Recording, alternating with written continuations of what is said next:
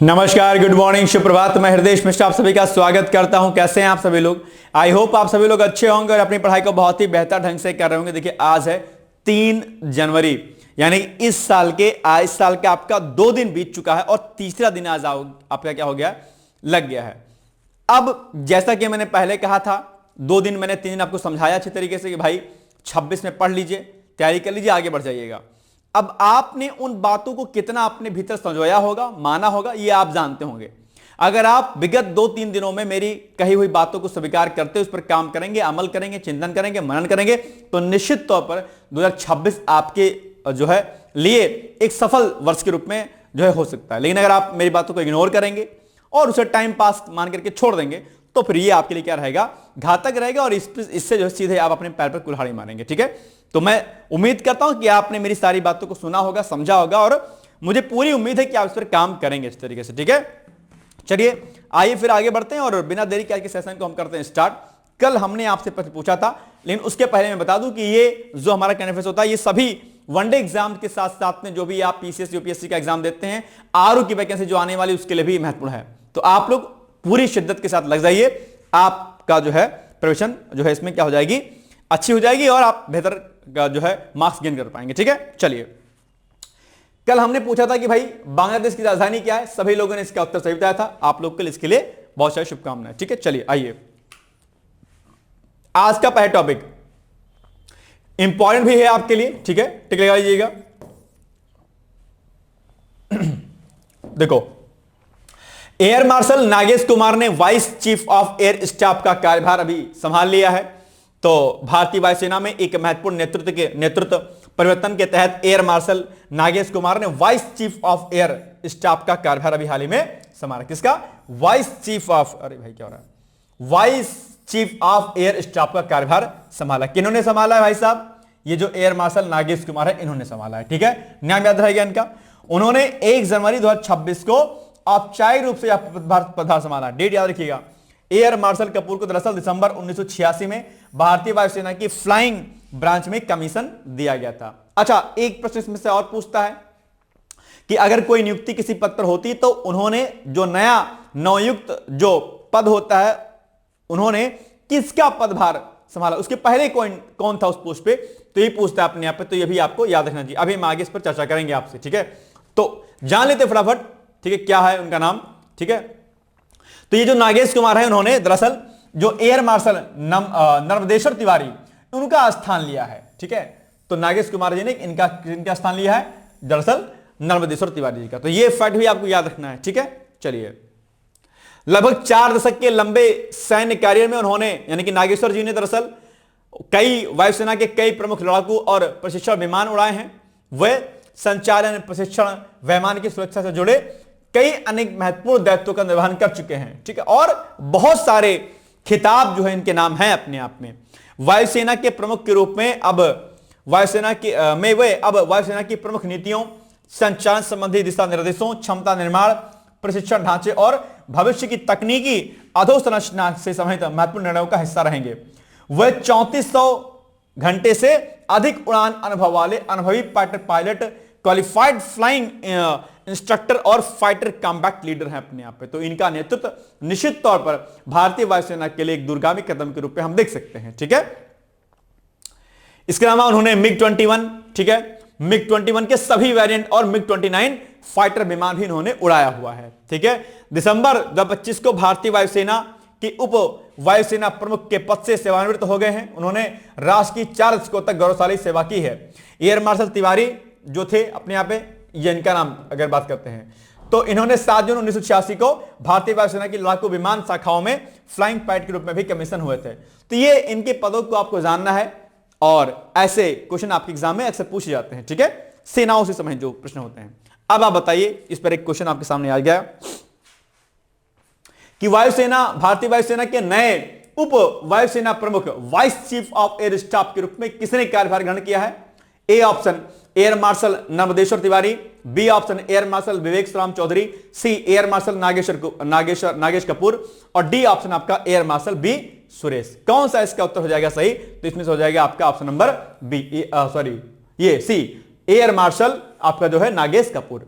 ठीक है, तिवारी जी का उन्होंने, नर्मदेश्वर तिवारी जी का उन्होंने स्थान लिया है, तो अभी ये हो जाएंगे पद पर। ठीक है, याद रहेगा पॉइंट आपको। चलिए आगे बढ़ते हैं हम लोग।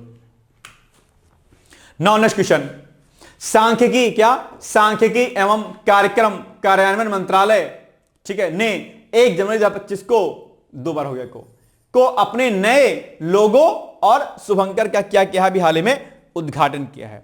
किन्होंने किया उद्घाटन? ये जो आपका सांख्यिकी एवं कार्यक्रम कार्यान्वयन मंत्रालय है, ministry of statistics and programme implementation, MOSPI के नाम से भी इसको हम जानते हैं, शॉर्ट फॉर्म। ठीक है, मिनिस्ट्री ऑफ, क्या, ministry of statistics and programme implementation. ठीक है, ठीक है, चलिए तो ये आइए देखते हैं इसके बारे में। पहला पॉइंट सेम वही जो हेडिंग है आपकी, ठीक है, एग्जैक्टली वही है। नया लोगो जो इन्होंने लॉन्च किया है, दरअसल नया लोगो राष्ट्र के विकास, क्या, नया लोगो राष्ट्र के विकास में आंकड़ों के महत्व को दर्शाता है और भारत के डेटा आधारित शासन, पारदर्शिता और प्रगति को सुगम बनाने की मंत्रालय की प्रतिबद्धता को क्या करता है, प्रतिनिधित्व करता है अपने आप पे। तो ये डेटा फॉर डेवलपमेंट, ठीक है, विकास के लिए डेटा का उपयोग, ये बड़ा अहम है अपने आप पे, तो ये ध्यान रखिएगा आप लोग। ठीक है, आगे, भारत की समृद्ध विरासत और आधुनिक सांख्यिकी विज्ञान से प्रेरित यह लोगो मंत्रालय के विकास के डेटा के संदेश को दर्शाता है। क्या, मंत्रालय के विकास के लिए डेटा, जो कि यहां पे अभी लिखा भी हुआ, देखो, ये देखो कहां गया भाई साहब, ठीक है, ये देखो, ये यहां पे लिखा भी है भाई, ठीक है, कि डेटा फॉर डेवलपमेंट अपने यहां पे, ठीक है ना। चलिए, इसके अलावा लोगों में अशोक चक्र, क्या, लोगों में अशोक चक्र, ये आपको दिखाई दे रहा होगा, देखो ये बना हुआ है अपने आप पे, लोगों में क्या लिखा हुआ है, लोगों में अशोक चक्र, ठीक है, सत्य, पारदर्शिता और सुशासन का प्रतीक है। मध्य में स्थित रुपए का चिन्ह, देखो मध्य में क्या, इसके रुपए का चिन्ह भी है, देखो बना हुआ है, नहीं बना हुआ है, मध्य में इसके रुपए का चिन्ह है। ठीक है, यह आर्थिक नियोजन, नीति निर्माण, ठीक है, और राष्ट्रीय विकास में आंकड़ों की महत्वपूर्ण भूमिका को रेखांकित करता है। संख्याओं और प्रतीकों का उपयोग आधुनिक डेटा प्रणालियों तथा सांख्यिकी विज्ञान को क्या करता है, ये दर्शाता है। इसके अलावा इस लोगों में और क्या है, वहीं ऊपर की ओर बढ़ती विकास रेखा प्रगति को दर्शाती है। ये देखो यहां पर जो रेखा बनी हुई है अपने आप पे, वो विकास को दर्शाती है अपने आप पे। तो ये कई सारे पॉइंट हैं, देखो है ना, रेखाएं सारी। ठीक है, चलिए, और ये बताती है कि विश्वसनीय डेटा सतत आर्थिक विकास को कैसे सहायता करता है। केसरिया, सफेद और हरा रंग, हरा गहरा रंग भारत के, क्या, भारत के राष्ट्रीय मूल्यों, विकास, सत्य और स्थिरता, स्थायित्व और ज्ञान का प्रतिनिधित्व करते हैं, जो आधिकारिक आंकड़ों के भरोसे और विश्वसनीयता को मजबूत करते हैं। ध्यान दीजिएगा, जब इस प्रकार कोई लोगो आदि लॉन्च किया जाता है, तो लोगों में जो बने सिंबल्स होते हैं, जो चीजें होती हैं, उससे प्रश्न आते हैं भाई कि इसका मतलब क्या है, ये इसका मतलब क्या है, ये आप लोग ध्यान दिया करिए। तो ऐसे लोगों पर प्रश्न डेफिनेटली पूछा जाता है एग्जाम में, और चूंकि ये जो स्टैटिस्टिकल मिनिस्ट्री का है अपने आप पे, तो डेफिनेटली आपसे प्रश्न पूछा सकता है यहां से। ठीक है, चलिए, इसके अलावा जो मिनिस्ट्री है, उन्होंने क्या किया है, सांख्यिकी, एक अपना नया शुभंकर क्या है, सांख्यिकी प्रस्तुत किया है। यहां एक मैत्रीपूर्ण और लोक केंद्रित चरित्र है, जिसे देश भर के लोगों के लिए आंकड़ों को सरल समझने योग्य और आकर्षक बनाने के लिए बनाया गया है। यह शुभंकर सांख्यिकी एवं कार्यक्रम कार्यान्वयन मंत्रालय के मूल मूल्यों, सटीकता, पारदर्शिता और डेटा आधारित शासन को दर्शाता है। आंकड़ों को इस तरीके से प्रस्तुत करता है जो आम जनता के लिए क्या है, समझना सरल हो जाता है। तो ये भी आपको क्या करना है, जानना आपके लिए क्या था, आवश्यकता अपने आप पे। ठीक है ना, चलिए आइए आगे हम आगे बढ़ते हैं। Ministry of statistical programme and, ये देखो जो आपका मंत्रालय का नाम है, ठीक है, ministry of statistics programme and implementation, ठीक है, इन शॉर्ट फॉर्म इसको ऐसे लिखा जाता है। ठीक है, तो इस मिनिस्ट्री के नए लोगों का मुख्य संदेश क्या है, सुरक्षा के लिए डेटा, तकनीक के लिए डेटा, विकास के लिए डेटा, या फिर शासन के डेटा, या शासन के तकनीक, माफ कीजिएगा, क्या हो जाएगा इसका उत्तर? कंफ्यूजन क्रिएट करता है, नहीं, थोड़ा सा अगर ध्यान से नहीं पढ़ेंगे तो कंफ्यूज जाएंगे। क्या होगा, डेटा फॉर डेवलपमेंट, याद आया, विकास के लिए डेटा है ना, सी इज द राइट आंसर, विकास के डेटा। देखो लोगो में तो लिखा हुआ है इसका उत्तर, देखो ये भाई साहब, ये देखो, डेटा फॉर डेवलपमेंट, विकास के डेटा, बस हो गया। राष्ट्रपति द्रौपदी मुर्मू ने स्किल द नेशन चैलेंज को लॉन्च किया। स्किल द नेशन, आप जानते होंगे कि इस समय वर्तमान में सरकार कौशल विकास कार्यक्रम के अलावा कई अन्य प्रकार के प्रोग्रामों के माध्यम से जो युवाओं को स्किल प्रदान करने, कौशल प्रदान करे, उसी से समय यह भी एक प्रकार की योजना है, जिसको अभी हाल ही में राष्ट्रपति महोदय के द्वारा लॉन्च किया गया है। ठीक है, चलिए, राष्ट्रपति द्रौपदी मुर्मू ने 1 जनवरी को, 1 जनवरी को राष्ट्रपति भवन कल्चरल सेंटर में एक विशेष कार्यक्रम में स्किल द नेशन, क्या skill the nation challenge launch किया है। यह अभियान युवाओं को भविष्य के लिए तैयार करने वाले स्किल प्रोग्राम्स में ज्यादा से ज्यादा भागीदारी के लिए प्रोत्साहित करने का क्या उद्देश्य रखता है। अगर युवा यानी कि यूथ अगर कौशल आधारित नहीं होगा, स्किल नहीं होगा, तो उसको रोजगार मिलने में दिक्कत होगी, है ना। इस मौके पर राष्ट्रपति महोदया ने दरअसल उड़ीसा के रायरंगपुर में Indira Gandhi national open university के रीजनल सेंटर का वर्चुअल उद्घाटन भी किया। यह सेंटर दरअसल उत्तरी उड़ीसा में स्किल आधारित शिक्षा और ट्रेनिंग को मजबूत बनाएगा, जिससे रोजगार के नए अवसर भी वहां पर क्या होंगे, सृजित होंगे। दरअसल ये जो कार्यक्रम आयोजित किया गया था, यह कार्यक्रम दरअसल कौशल विकास और उद्यमिता मंत्रालय के द्वारा आयोजित किया गया था, ध्यान दीजिएगा।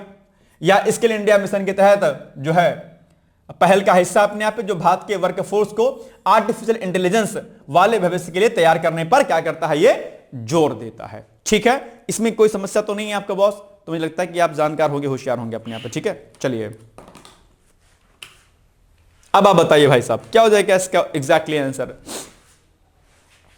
स्किल द नेशन चैलेंज का मुख्य उद्देश्य क्या है? खेल प्रतिभाओं को बढ़ावा देना, युवाओं को स्किल प्रोग्राम में भागीदारी के लिए प्रेरित करना, सरकारी नौकरियां प्रदान करना या विदेशी शिक्षा को प्रोत्साहित करना। क्या हो जाएगा इसका एग्जैक्टली आंसर बताइए।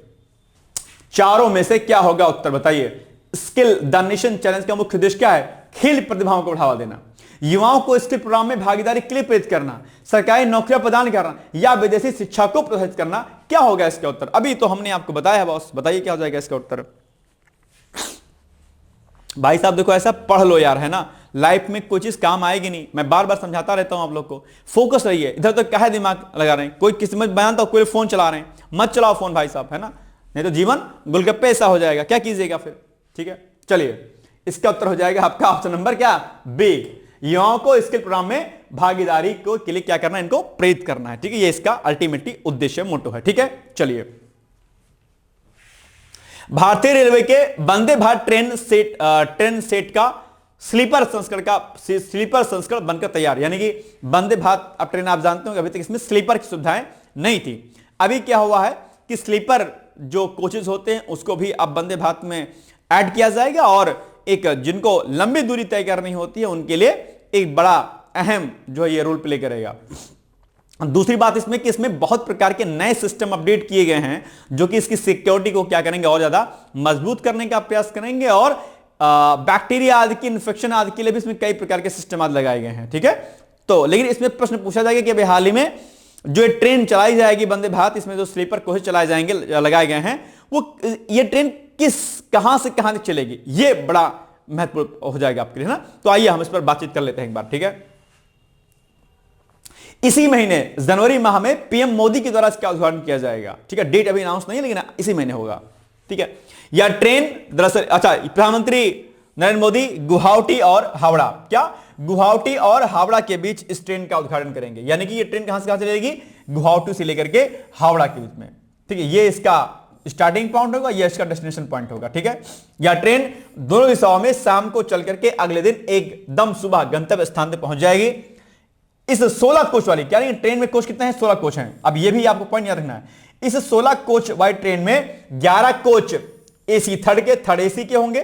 ठीक है, 4 कोच एसी सेकंड टायर के होंगे और 1 एसी कोच एसी फर्स्ट का होगा अपने आप पे। ठीक है, तो ध्यान रखिए, तो यानी कि 11 4 15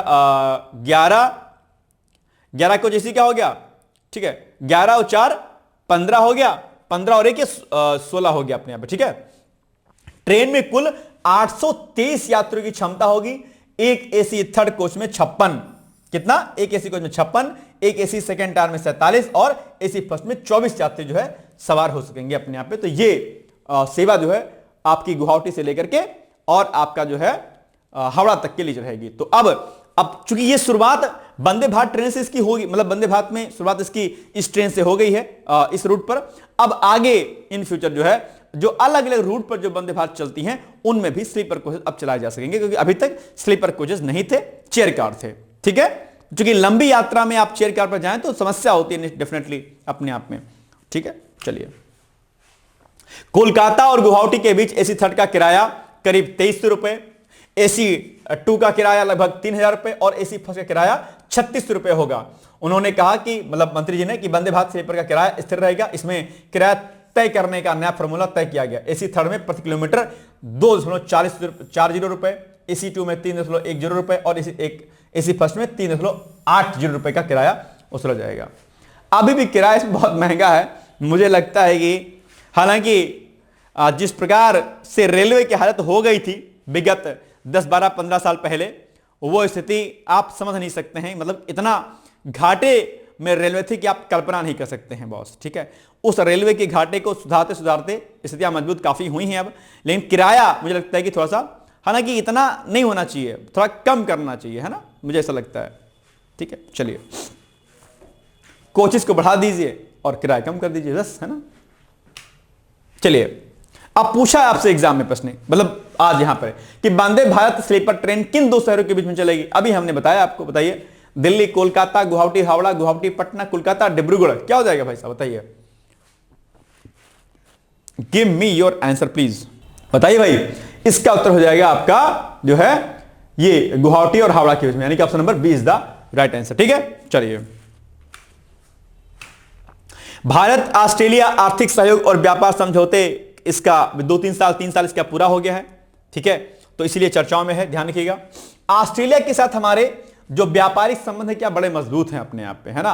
और अभी हाल ही में ऑस्ट्रेलिया में जो है 16 साल या 16 साल से कम उम्र के बच्चों के लिए सोशल साइट्स बैन भी कर दिया गया था। एक और देश है वहां पर भी सोशल साइट को बैन किया गया है। कौन सा देश है, जरा कमेंट करके मुझे बताइएगा प्लीज, ठीक है। दोनों देशों ने व्यापारिक संबंधों को और प्रगाढ़ करने के लिए कई नए उत्पादों को टैक्स फ्री श्रेणी में शामिल करने की घोषणा की थी, ठीक है। यह समझौता भारत के लिए अत्यंत महत्वपूर्ण है क्योंकि यह इंजीनियरिंग सामान, कपड़ा, चमड़ा और जूते जैसे श्रम प्रधान क्षेत्रों को ऑस्ट्रेलियाई बाजार में बड़ी पहुंच प्रदान करेगा। भाई अगर प्रोडक्ट को हम टैक्स फ्री कर देंगे तो सिंपल सी बात है, व्यापार तो बढ़ेगा, अच्छी बात है। ECTA, क्या ECTA जिसको क्या बोलते हैं, आर्थिक सहयोग और व्यापार समझौता इसको बोलते हैं, ठीक है।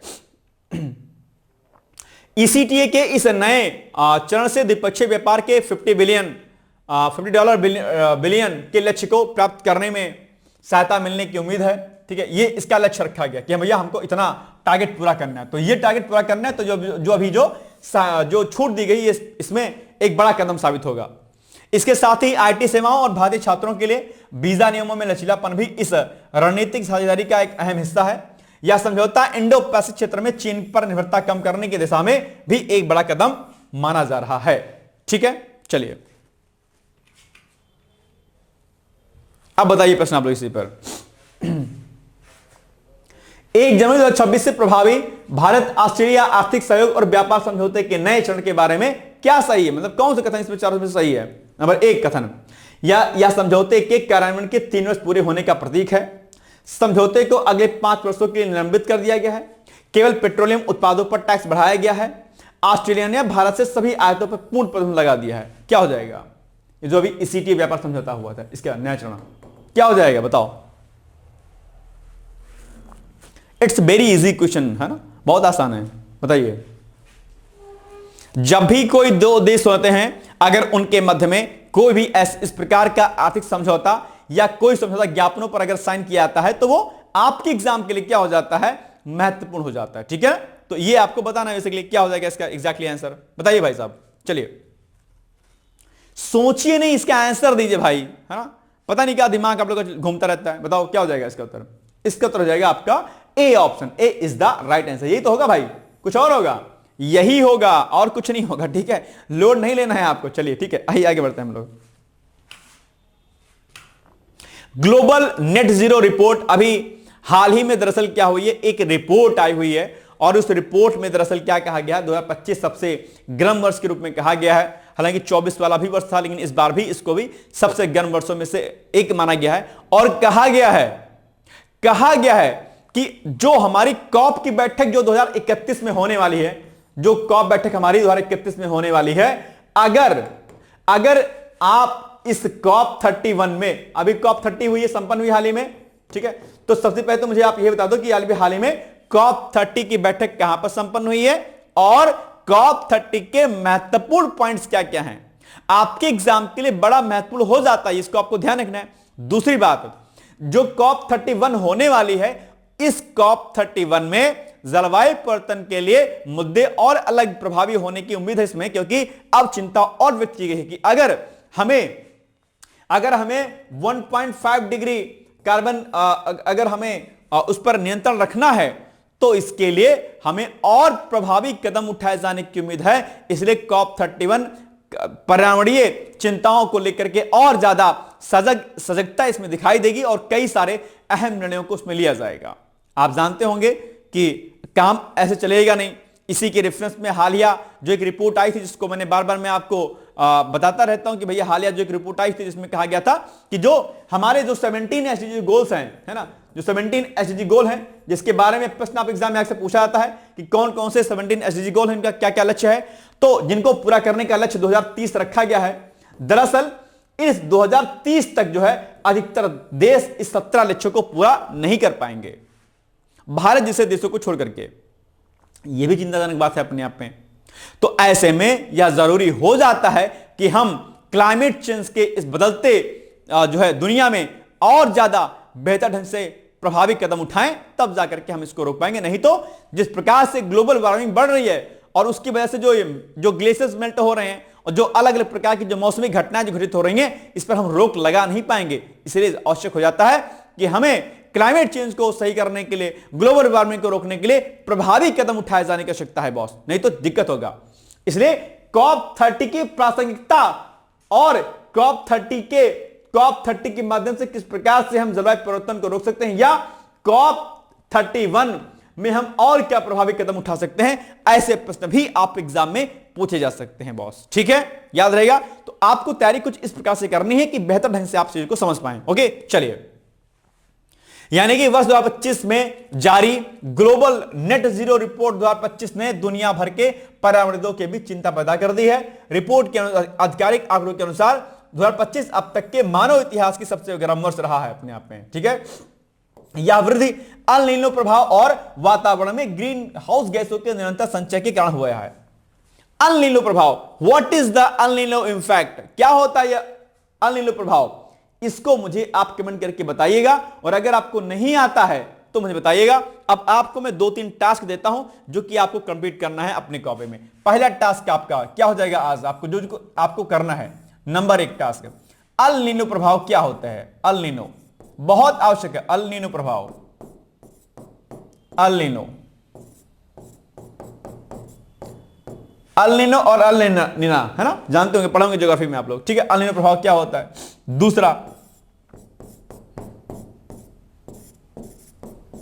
ग्रीन हाउस इंपैक्ट, ठीक है, क्या होता है, इसको भी आपको पढ़ना है। ठीक है, और इसके अलावा जो कॉप 30 अभी हाल में संपन्न हुई थी, कॉप 30 के बारे में, ये बहुत आवश्यक हो जाता है आपके लिए कि भाई क्या क्या चीजें हैं। ये 3 चीजें आपको पढ़नी है एनी हाउ किसी तरह से। और साथ साथ में जो जलवायु परिवर्तन है,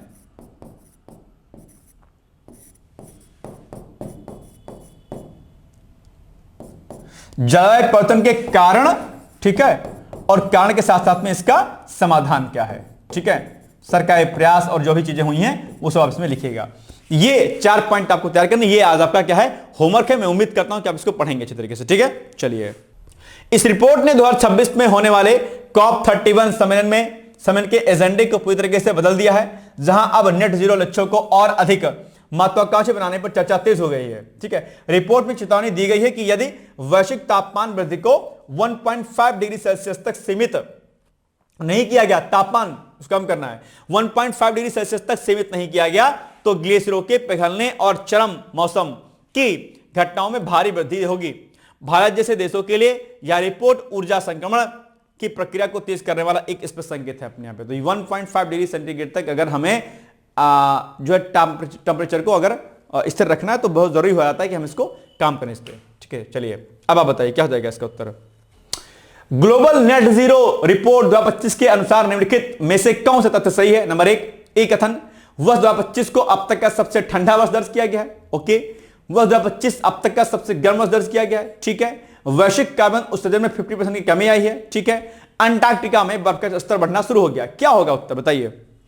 बताइए भाई, बहुत आसान सा, बहुत इजी सा प्रश्न है।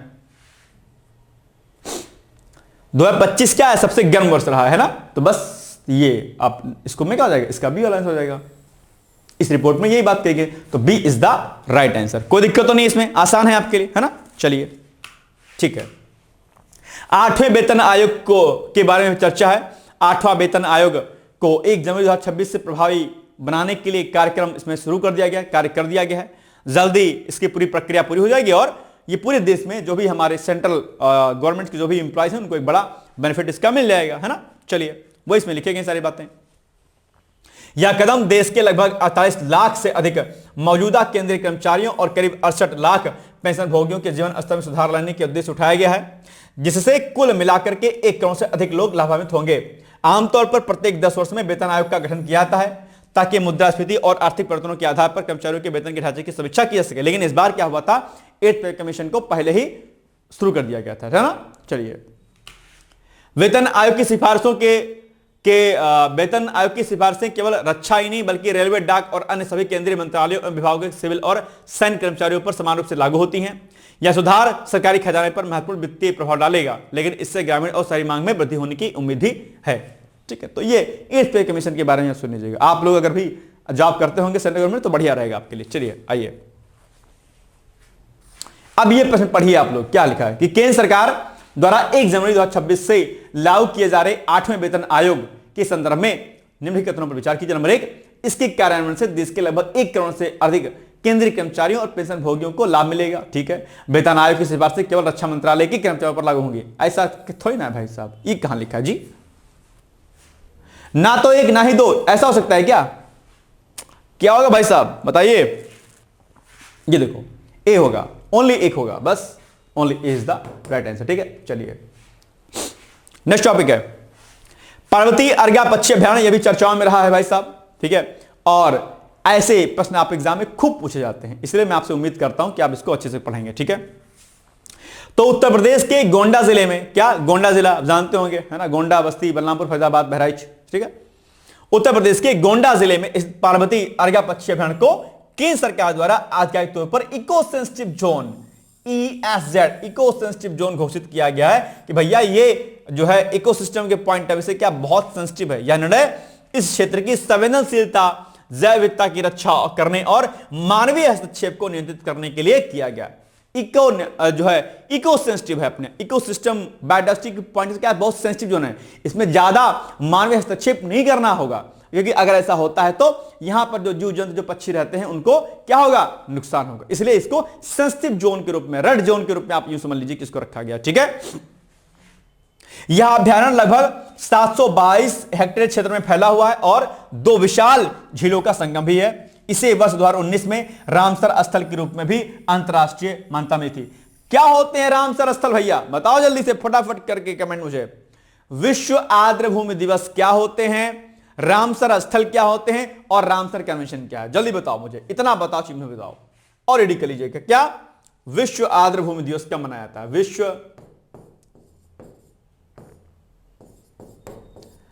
आर्द्रभूमि दिवस। ठीक है, आर्द्रभूमि दिवस कब मनाया जाता है, एक बात। ठीक है, रामसर स्थल क्या होते हैं, ठीक है, रामसर स्थल क्या होते हैं और रामसर कन्वेंशन क्या है भाई साहब। ठीक है, रामसर कन्वेंशन क्या है बताओ, रामसर कन्वेंशन, रामसर कन्वेंशन। ठीक है, क्या है, इतनी चीजें आपको क्या करनी है, बतानी है मुझे। मैं उम्मीद करता हूं कि आप इसको मुझे बताएंगे जरूर से, एनी हाउ बताएंगे। ठीक है, और ये अपेक्षा मैं आपसे करता हूं कि ये बहुत आसान है। विश्व आर्द्रभूमि दिवस, वर्ल्ड वेटलैंड डे कब मनाया जाता है, what is Ramsar convention and what is Ramsar places, क्या होते हैं, इसको मुझे बताइए, कमेंट करिएगा, लिखिएगा, कहीं पर नोट कीजिएगा। ठीक है, तो ये जो पार्वती अर्घा पक्षी अभ्यारण्य है, इसको दरअसल क्या किया गया 2019 में रामसर स्थलों में क्या किया गया है, शामिल कर लिया गया था अपने आप पे। ठीक है, चलिए, यहां लुप्तप्राय गिद्धों की विभिन्न प्रजातियों का वास है और सर्दियों के दौरान मध्य एशिया से बड़ी संख्या में प्रवासी यहां पर आते हैं, प्रवासी पक्षी। ठीक है, प्रवासी पक्षी। चलिए बाकी सब पॉइंट में लिखा है कि इससे कितना बड़ा बेनिफिट होगा, यहां पर वही बात इसमें लिखी गई है। ठीक है, चलिए अब आइए बताइए इसका उत्तर क्या जाएगा। उत्तर प्रदेश के गोंडा जिले में स्थित पार्वती अर्गा पक्षी अभ्यारण्य के संदर्भ में निम्नलिखित कथनों पर विचार कीजिए। नंबर 1, केंद्र सरकार ने इस पक्षी अभ्यारण्य को इको सेंसिटिव जोन घोषित किया है। बिल्कुल से किया है। यह स्थल एक रामसर साइट है। बिल्कुल है, क्योंकि 2019 में इसको रामसर साइट के रूप में घोषित कर दिया गया था। ठीक बात है। यह भी प्रश्न पूछेगा कि इस पार्वती अर्गा जो पक्षी अभ्यारण्य है इसको कब जो है रामसर साइट के रूप में शामिल किया गया था। आप कहेंगे सर 2019 में। ठीक है ना, ध्यान रखिएगा। जो मुख्य रूप से गिद्धों और प्रवासी पक्षियों के संरक्षण के लिए महत्वपूर्ण है। बिल्कुल सही बात है। दोनों कथन इसमें सही है हमको लग रहा है। तो 1 और 2 दोनों सही हो जाएगा, यानी कि सी इज द राइट आंसर। यही ना होगा। अच्छा, एक बात ध्यान रखिएगा, कुल कितने पक्षी अभ्यारण्य हैं, कुल कितने नेशनल पार्क हैं, कुल कितने वाइल्ड लाइफ सेंचुरीज हैं, कुल कितने बायोस्फीयर रिजर्व हैं, ये पूछता है संख्या आपसे। तो इसको आप क्या करिएगा, रेडी कर लीजिएगा आप लोग इस तरीके से। और हाल फिलहाल में कौन कौन से नेशनल पार्क, कौन कौन से टाइगर रिजर्व, कौन कौन से स्थल हैं चर्चाओं में रहे, उनको बारे में भी आप याद रखिएगा। किस नेशनल पार्क से कौन सी नदी होकर गुजरती है, यह भी प्रश्न पूछता है एग्जाम में। तो ये सारे पॉइंट आपको याद रखने हैं। ठीक है ना, कौन सा नेशनल पार्क का एरिया कितना बड़ा है, क्रम कितना है, किसकी स्थापना वर्ष कब की गई थी, ये सारे पॉइंट आपको पर्यावरणीय करंट अफेयर्स में आपको रेडी करने हैं। ठीक है, चलो याद रहेगा ना मेरे पॉइंट। चलिए भाई साहब, तो सी इज द राइट आंसर। 1 और 2 दोनों का इसमें सही है। बाकी बताइए विश्व आदिवासी दिवस कब मनाया जाता है। ये मैंने प्रश्न ही आपसे पूछ लिया, अभी पूछा ही था, दोबारा से इसको पूछ लिया। बताइएगा कमेंट करके इसको। आज के लिए मेंस का प्रश्न है आपके सामने कि भारत के नियंत्रक एवं महालेखा परीक्षक के प्रमुख कार्यों को बताइए। भारत के नियंत्रक एवं महालेखा परीक्षक के कौन से कार्य हैं बताना है आपको। ठीक है, आगे। अब कल हमने आपसे पूछा था कि भारतीय राष्ट्रीय कांग्रेस की स्थापना के उद्देश्य एवं प्रारंभिक भूमिका क्या थी। भाई क्यों स्थापना की गई थी भारतीय राष्ट्रीय कांग्रेस की और इसका मुख्य उद्देश्य क्या है, यह आपको बताना था। तो यहां पर हमने लिखा हुआ कि भारतीय राष्ट्रीय कांग्रेस, ठीक है, की स्थापना 28 दिसंबर 1885 को ए.ओ. ह्यूम के नेतृत्व में हुई थी। उस समय भारत ब्रिटिश औपनिवेशिक शासन के अधीन था और शिक्षित भारतीय वर्ग अपनी राजनीतिक, सामाजिक और आर्थिक समस्याओं को संगठित रूप से प्रस्तुत करने के लिए एक राष्ट्रीय मंच की आवश्यकता महसूस कर रहा था। कांग्रेस की स्थापना इसी आवश्यकता की पूर्ति के लिए की गई थी कि भैया हम एक संगठित रूप में कार्य करें और अंग्रेजों के जो भी अन्य चीजें हैं उस पर हम विरोध करें। उसका क्या उद्देश्य था? नंबर 1 के हेडिंग वाइज राष्ट्रीय मंच का निर्माण करना था, यानी कि कांग्रेस का प्रमुख उद्देश्य उस समय तात्कालिक जो उद्देश्य था, उस समय उद्देश्य था कि भारत के विभिन्न प्रांतों और वर्गों के शिक्षित लोगों को एक साझा मंच प्रदान करना था जिससे वे अपने विचारों का आदान प्रदान कर सकें। दूसरा, राजनीतिक चेतना का विकास, यानी कि भारतीयों में राजनीतिक जागरूकता फैलाना और उन्हें सार्वजनिक मामलों में भागीदारी के लिए प्रेरित करना कांग्रेस का एक महत्वपूर्ण उद्देश्य था। ठीक है। तीसरा, सरकार तक जन समस्याओं को पहुंचाना, यानी कि ब्रिटिश सरकार के समक्ष भारतीयों की राजनीतिक, प्रशासनिक और आर्थिक समस्याओं को संवैधानिक एवं शांतिपूर्ण साधनों से प्रस्तुत करना, ये सारे टारगेट थे। चौथा, राष्ट्रीय एकता की भावना को मजबूत करना, प्रांतीय, जातीय, धार्मिक और भाषाई भेदों को कम करके राष्ट्रीय एकता का विकास करना दरअसल उस समय राष्ट्रीय कांग्रेस की स्थापना का मूल उद्देश्य था। तीसरा, मतलब पांचवा, प्रशासनिक सुधारों की मांग, भारतीयों को उच्च प्रशासनिक सेवाओं में अधिक अवसर देना, सिविल सेवा परीक्षा भारत में आयोजित कराना तथा विधायी परिषदों के विस्तार की मांग करना क्या था? इसका मुख्य उद्देश्य था। प्रशासनिक एडमिनिस्ट्रेटिव जो रिफॉर्म था, यह भी इसका क्या था? अल्टीमेटली मोटो था इसका। प्रारंभिक कांग्रेस की भूमिका एवं मूल्यांकन, तो प्रारंभिक काल को कांग्रेस का उत्तरदायी उदारवादी कहा जाता है। ठीक है, यह भी ध्यान आपको रखना है। ठीक है, चलिए, तो अब ध्यान रखना कि ये सारे उद्देश्य थे कांग्रेस के। प्रारंभिक कांग्रेस की मुख्य भूमिका एवं मूल्यांकन की अगर बात करें तो संवैधानिक और शांतिपूर्ण संघर्ष, यानी कि इस काल में कांग्रेस ने याचिकाओं, प्रस्तावों और प्रतिनिधिमंडलों के माध्यम से अपनी मांगे रखी। इसे प्रार्थना, निवेदन और विरोध की नीति कहा गया। राष्ट्रीय चेतना का प्रसार, कांग्रेस के अधिवेशनों और प्रस्तावों ने भारतीयों में राष्ट्रवादी भावना को विकास किया और उन्हें एक राजनीतिक पहचान प्रदान की अपने आप पे। ठीक है। इसके अलावा प्रशासनिक एवं आर्थिक आलोचना, यानी कि दादा भाई नौरोजी का धन विकास सिद्धांत और गोपाल कृष्ण गोखले की आर्थिक आलोचनाएं ब्रिटिश शासन की शोषणकारी नीतियों को उजागर करती हैं। भारतीय नेतृत्व का विकास, यानी कि इस काल में दादा भाई नौरोजी, फिरोज शाह मेहता, बदरुद्दीन तैयबजी और गोपाल कृष्ण गोखले जैसे नेताओं का उदय हुआ जिन्होंने आगे चलकर के राष्ट्रीय आंदोलन की दिशा दी अपने आप में। ठीक है, चलिए, सीमाएं और आलोचनाएं भी इसमें हैं। कांग्रेस सीमित रूप से शिक्षित मध्य वर्ग तक ही सीमित रही है, यह बहुत बार प्रश्न पूछता है। जनसाधारण विकास, किसान और मजदूर इससे प्रत्यक्ष रूप से नहीं जुड़े। इसकी मांगे सुधारवादी थी, ना कि पूर्ण स्वतंत्रता से संबंधित थी। स्वतंत्रता मुख्य उद्देश्य इसका नहीं था, सुधार। तत्कालिक जो कांग्रेस थी उस समय उसका मेन जो मोटो था वो स्वतंत्रता प्रदान करना नहीं था देश को, बल्कि आर्थिक सामाजिक सुधार था। बस इतना था कि भैया शासन यही करे लेकिन सुधार हो जाए। तो ये इसका मोटो था। अब क्या कीजिएगा, खैर एनीवेज। तो ये इस पर प्रश्न बनता है, कांग्रेस अक्सर चर्चाओं में रहती है, तो प्रश्न इससे बन जाता है। अब मैं उम्मीद करता हूं कि आप इसको ध्यान रखेंगे, ठीक है। तो ये आज का हमारा महत्वपूर्ण वीडियो हो गया, और जो मैं प्रश्न आपको देता हूं मैं आपसे उम्मीद करता हूं कि आप इसको प्लीज रेडी जरूर किया करिए, बहुत आवश्यक आपके लिए हो जाता है, ठीक है। तो आज के लिए बस इतना ही। निष्कर्षता क्या लिखेंगे आप लोग? निष्कर्ष लिखेंगे कि भारतीय राष्ट्रीय कांग्रेस का प्रारंभिक चरण भले ही सीमित और उदारवादी था, लेकिन उसने भारतीय राष्ट्रीय आंदोलन की नींव रखी। इसी मंच ने आगे चल करके उग्रवादी, गांधीवादी और जन आंदोलन को जन्म दिया। अतः प्रारंभिक कांग्रेस की भूमिका को भारतीय स्वतंत्रता संग्राम के विकास में अत्यंत महत्वपूर्ण माना जा सकता है या माना जाता है। अब एक बात ध्यान रखिए कि कांग्रेस के जितने भी अधिवेशन हुए हैं, उन अधिवेशनों से महत्वपूर्ण प्रश्न बनता है। इसलिए आप क्या करिएगा कि जो भी महत्वपूर्ण अधिवेशन हैं, महत्वपूर्ण अधिवेशन जो कांग्रेस के हैं, उनको क्या करना है, आपको रेडी कर लेना है। इससे प्रश्न बहुत बनता है कि कांग्रेस के किन किन अधिवेशनों में कौन कौन सा डिसीजन लिया गया, बहुत महत्वपूर्ण होता है, ठीक है। इसको आप याद रखना, यह भी आपके टास्क के रूप में इसको भी आपको कमिट करना है, राइट। तो ये हो गया आज का हमारा वीडियो। मिलेंगे हम लोग कल अगली क्लास में। बाकी इसके अलावा पीसीएस का हमारा बैच फाउंडेशन कोर्स चल रहा है, प्री प्लस मेंस और बाकी अन्य कोर्सों के माध्यम से आप इसमें एडमिशन लेकर के अपनी तैयारी को बढ़िया तरीके से कर सकते हैं। इसके लिए आप 8604409201 पर संपर्क हमसे कर सकते हैं। 8604409201 होगा भाई साहब, यहां पर 201 होगा, या 2 नहीं है, 1 होगा, ठीक है, 1 होगा। 8604409201 ये कॉन्टैक्ट नंबर है हमारा, ठीक है। तो ये हो गया आज का हमारा वीडियो। बाकी मिलेंगे हम लोग कल, तब तक के लिए पढ़ते रहिए, मस्त रहिए, व्यस्त रहिए, यूं ही मुस्कुराते रहिए, आगे बढ़ते रहिए। बहुत बहुत धन्यवाद है आपका। All the best, thank you so much, bye bye, take care. क्या आप लोक सेवा आयोग उत्तर प्रदेश की ROA परीक्षा में सफल होकर सचिवालय में समीक्षा अधिकारी जैसे प्रतिष्ठित पद पर चयनित होना चाहते हैं? क्या आपके पास व्यस्त दिनचर्या या व्यक्तिगत परिस्थितियों के कारण नियमित पढ़ने के लिए समय की कमी है, इसलिए एक दिन में आप 8 से 10 घंटे नहीं पढ़ सकते हैं? क्या आपका संकल्प है कि सचिवालय में समीक्षा अधिकारी बनना ही बनना है और आप उसके लिए सही मार्गदर्शन की तलाश कर रहे हैं? यदि आपके इन तीनों प्रश्नों के उत्तर हाँ हैं, तो आपकी खोज अब समाप्त होती है और आपके सपने को साकार करने के लिए आगामी समीक्षा अधिकारी परीक्षा की सुव्यवस्थित तैयारी हेतु D-Code एग्जाम लाया है अभ्युदय बैच। अभ्युदय बैच में आपको आगामी ROA परीक्षा के प्रारंभिक और मुख्य परीक्षा के पूरे पाठ्यक्रम को अभी से एक साथ बहुत ही बेसिक लेवल से video lecture, PDF notes, test series और उत्तर लेखन कार्यक्रम के माध्यम से पूरे विस्तार से पूर्ण कराया जाएगा। हमारे अभ्युदय बैच की सबसे बड़ी विशेषता है कि इसमें साप्ताहिक टारगेट्स के अनुसार कम से कम 5 घंटे भी पढ़कर कोई अभ्यर्थी पूरा पाठ्यक्रम अच्छे से तैयार करके परीक्षा में सफलता अर्जित कर सकता है। अभ्युदय बैच में अनुभवी और समर्पित शिक्षकों द्वारा आधारभूत मानक पुस्तकों एवं स्रोतों पर आधारित पाठ्य सामग्री उपलब्ध कराई जा रही है, जिससे पाठ्यक्रम को सभी आयामों से कवर किया जा सके।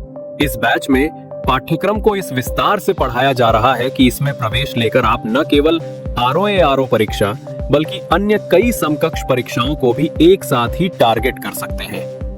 यानी इस परीक्षा के पाठ्यक्रम में सम्मिलित सामान्य अध्ययन, सामान्य ज्ञान, सामान्य हिंदी व्याकरण, रीजनिंग, मैथ, हिंदी आलेखन, निबंध आदि के विस्तृत अध्ययन से आप पूर्ण आत्मविश्वास से किसी भी परीक्षा में सफलता प्राप्त कर सकते हैं। उत्तर प्रदेश की PCS प्रारंभिक परीक्षा में भी इस बैच को पढ़कर सफलता प्राप्त की जा सकती है। इस बैच में निर्धारित लक्ष्य के अनुसार एक सप्ताह में मात्र 18 से 20 वीडियो लेक्चर देखने होते हैं, जो आप प्रतिदिन 4 से 5 घंटे का समय निकालकर आसानी से पढ़कर तैयार कर सकते हैं। ये बैच ऑनलाइन जरूर है, परंतु इस बैच में छात्रों और शिक्षकों के बीच सीधे संवाद के लिए प्रक्रिया निर्धारित है, जिससे अभ्यर्थी अपनी शंकाओं का व्यक्तिगत समाधान प्राप्त कर सकते हैं। आपके संकल्प को सिद्धि तक पहुंचाना ही अभ्युदय बैच की आधारभूत संकल्पना है। हमारा ये आत्मविश्वास संस्थान के 5 वर्षों की कठिन साधना की परिणति है। D-Code एग्जाम संस्थान अपने 5 वर्षों के सफर में ROA परीक्षा में 45 से अधिक चयन सुनिश्चित करवाकर एक विश्वसनीय संस्थान के रूप में विख्यात है। इसलिए बिना किसी संशय के पूर्ण विश्वास के साथ आप भी हमसे जुड़कर अपनी सफलता का नया अध्याय लिख सकते हैं। इस बैच से जुड़ने के लिए हमारे संस्थान के नंबर 8504409201 अथवा 9506742546 पर व्हाट्सएप या कॉल करके बैच की पूरी जानकारी प्राप्त की जा सकती है। अभी 500 शुरुआती छात्रों को विशेष छूट भी प्रदान की जा रही है। इसलिए इस अवसर का लाभ उठाने के लिए अतिशीघ्र प्रवेश लेकर अभ्युदय बैच से जुड़ें। प्रवेश के लिए अभी संपर्क करें और शुल्क में छूट प्राप्त करें।